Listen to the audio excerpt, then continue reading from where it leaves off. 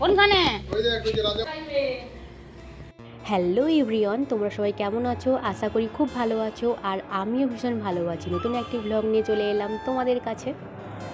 তোমরা তো অনেকেই আমার আগের ভ্লগে দেখেছো যে ইভার বাবা বাড়ি এসেছে আর কিছু আর্জেন্ট কাজ পড়ে গেছে, তাই জন্য বাড়ি এসেছে কয়েকদিনের জন্য।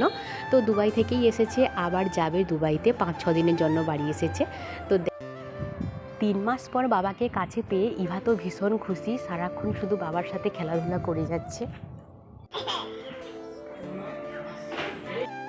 আজকে কিন্তু সারাদিন খুব মজায় মজায় কাটবে আমাদের। আর এমনিতেই আমাদের প্রত্যেক দিনই মজায় কাটে, কিন্তু আজকের দিনটা কিন্তু ভীষণই স্পেশাল একটা দিন। বলতে গেলে স্পেশাল মানে খুবই স্পেশাল। আর চলো তোমাদেরকে সব শেয়ার করি আজকের দিনটা কি। আজকে আমাদের অ্যানিভার্সারি 2 বছর কমপ্লিট হলো। দেখতে দেখতে কীভাবে যে 2 বছর পার হয়ে গেল বুঝতেই পারলাম না। আমি তো প্রথমে ভেবেছিলাম যে হয়তো অ্যানিভার্সারি এবছর সেলিব্রেশন করতে পারবো না, কারণ ওর বাবা যেহেতু অ্যানিভার্সারির আগেই দুবাই চলে গিয়েছিল কাজের সূত্রে। কিন্তু হঠাৎ করে আর্জেন্ট একটা কাজ ছিল, সেই জন্য আবার চলে এসেছে, তাই তো ওই সময় অ্যানিভার্সারিটা সেলিব্রেশন করে নিয়েছি। যদি নাইবা হতো বা আসতে পারতো তাহলে কি কিছু করার থাকতো? কিছুই করতে পারতাম না। কারণ একে দেখো, একটা অনুষ্ঠানের থেকে কিন্তু একটা কাজ কিন্তু অনেকটাই গুরুত্বপূর্ণ। তো যেখানে কাজের জায়গা সেখানে কিন্তু ওইসব ভাবলে হবে না। যেহেতু আর্জেন্ট দরকার ছিল, চলে এসেছে বাড়ি, সেই জন্য একটু সেলিব্রেশন করা হলো। সকালবেলা আমরা 3 জনে একটু বেরিয়েছিলাম ওই একটু শপিং করতে, মানে কী পরবো না পরবো, তাই জন্য সকাল সকাল একটু শপিং করতে বেরিয়েছিলাম। তারপরে এসে মাকে একটু হেল্প করে দিচ্ছি। আর এখানে দেখো আজকের মেনুতে রয়েছে বিরিয়ানি। আর আমার মা তো ভালোই বিরিয়ানি বানায় বাড়িতে, তো সেই জন্য মা আজকে বিরিয়ানি বানাবে যেহেতু স্পেশাল ডে। তো দেখো এখানে 2 রকমের চিকেন নিয়ে এসেছে, একটা বিরিয়ানি হবে আর একটা বাবার সিম্পল চিকেনের ঝোল হবে। বাবা যেহেতু বিরিয়ানি খায় না সেই জন্য। তো আমি ওখানে চাল ডাল সব ভালো করে ধুয়ে একটু ভিজিয়ে রেখেছি, কারণ চালটা ভিজিয়ে রাখলে অনেক তাড়াতাড়ি কিন্তু ভাতটা হয়ে যায়। আর এখানে দেখো চিকেনটাকে আমি ভালো করে ম্যারিনেট করে দেব। টক দই, আদা, রসুন, একটু হলুদ গুঁড়ো, লঙ্কা গুঁড়ো সব কিছু দিয়ে মশলা দিয়ে মাখিয়ে রাখবো। আর এটা কিন্তু ম্যারিনেট করে রাখলে অনেকটা কম সময়ে পুরো চিকেনটা একদম সেদ্ধ হয়ে যাবে। আর রান্নাটাও কিন্তু চটজলদি হয়ে যাবে। সেই জন্য এখন ভালো করে আমি মাখিয়ে এটা 5 থেকে 10 মিনিট ঢাকা দিয়ে রেখে দেব।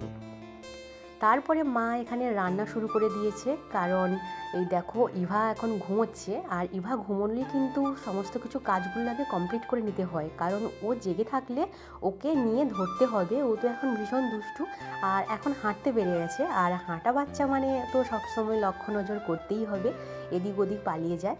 তো মা দেখো বিরিয়ানিটা প্রায় একদম হয়ে এসেছে, এবার শুধু সব লেয়ার দেবে, লেয়ার দেওয়ার পর তারপরে দমে বসিয়ে দেবে। সারা দিনটাই কিন্তু শুধু মজা আর মজা করেছি, প্রচুর খাওয়া দাওয়া হচ্ছে, প্রচুর মজা হচ্ছে। আর ইভা তো ভীষণ খুশি। ইভার বাবা যে 3 মাস বাইরে ছিল, ও 3 মাস ওর বাবাকে মানে দেখতে পায়নি কাছাকাছি, তো ও কিন্তু একটুও ভুলে যায়নি। ভিডিও কলে সারাক্ষণ ওর বাবার সাথে কথা বলতো। আর ওর বাবা যখন বাড়ি এসেছিল ও কিন্তু ফার্স্টেই চিনতে পেরে গেছে, যেহেতু ভিডিও কলে সবসময় দেখে। ওর বাবা যখন বললো যে সোনা মা আমি এসে গেছি, ও একদম মুচকি হেসে ওর বাবার কোলেই উঠে গেছে। ও কিন্তু মনে রাখে, ভীষণ বুদ্ধি ওর। ইভার তো ঘুম 1/2 ঘন্টা মতো হয়, কারণ ও ভীষণ চঞ্চল, একদম ঘুমোতে চায় না। যদিও ঘুমোয় ওই 10-15 মিনিট, নাহলে 1/2 ঘন্টা, এর বেশি একদমই ঘুমোতে চায় না। তারপরে স্নান টান করে সবাই খাওয়া দাওয়া করে নিলাম আর জমিয়ে বিরিয়ানি খেলাম। এবার দেখো প্রায় বাজে ঘড়িতে 2টো, দুপুর 2টো। তো এখন আমরা বেরিয়ে যাচ্ছি একটু স্ট্যান্ডের দিকে। আমাদের বাড়ি থেকে প্রায় 10 মিনিট লাগে, একটা বিদ্যাপীঠ স্ট্যান্ড আছে, তো ওখানে যাচ্ছি।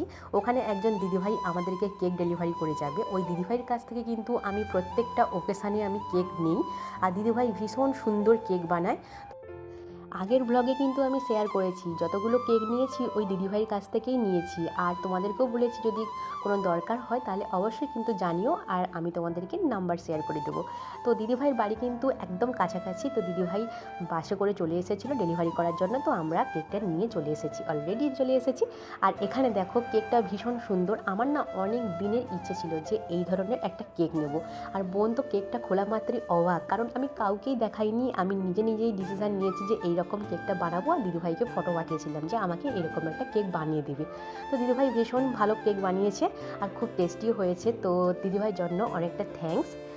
তারপরে চলো এখানে এখন সন্ধ্যের দিকে হয়ে গেছে, তো আমি সব কিছু রেডি করেছি আর এদিকে বোনও ডেকোরেশন শুরু করে দিয়েছে, নিজের মতো করে সুন্দর করে ডেকোরেশন করে দিচ্ছে। আর আমি কিন্তু একটু হেল্পও করতে পারছি না, কারণ ওখানে মা ইভাকে নিয়ে বসেছে আর আমি এদিক ওদিক কাজকর্ম করছি টুকিটাকি, আর বোন কিন্তু একাই ডেকোরেশন করছে। আর ছোটোখাটোর উপরে কিন্তু ডেকোরেশনটা ভীষণই সুন্দর, আমার ভীষণ পছন্দ হয়েছে।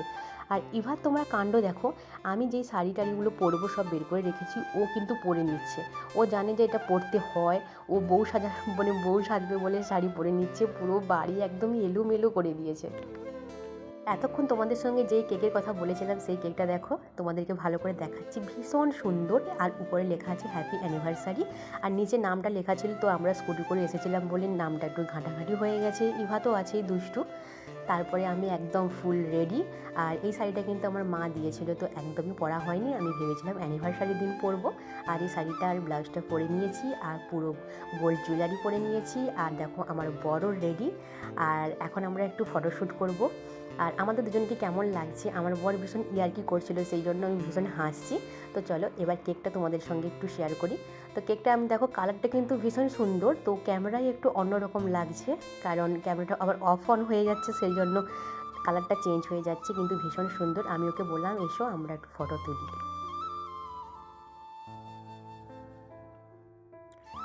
তারপরে আমরা অনেক ফটো তুলেছিলাম, ইভাকে নিয়েও ফটো তুলেছি। আর ইভা কিন্তু এখন মায়ের সাথে ঘুরতে গেছে, কারণ সন্ধ্যের টাইম হলেও মায়ের সাথে ঘুরতে চলে যায়, সেই ফাঁকে কিন্তু আমাদের ফটো তোলা হচ্ছে। আমি বোনকে বলে দিচ্ছি এইভাবে ফটো তুলবো, বোন বলছে।